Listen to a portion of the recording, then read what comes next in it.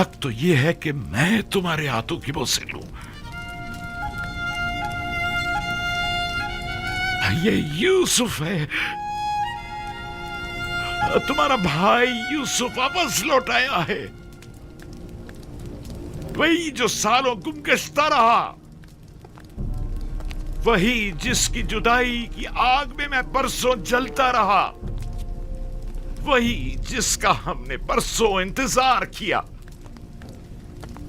मेरा गुमगश्ता यूसुफ वापस लौट आया है।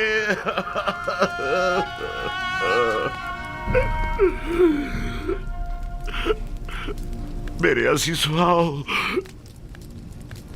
यूसुफ के मिल जाने पर खुदा का शुक्र अदा करें।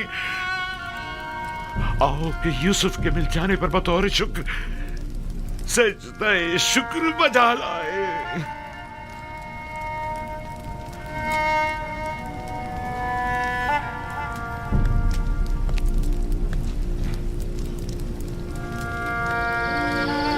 मैं महव था सितारों और सूरज और चांद को देखने में, क्या आपने बेदार कर दिया। सूरज जो एक दिन तुम्हारे सामने सजदा रेज होगा, इस वक्त तुम्हारे सामने तो जानो है, और चांद और 11 सितारे भी एक दिन तुम्हारे सामने सजदा रेज होंगे।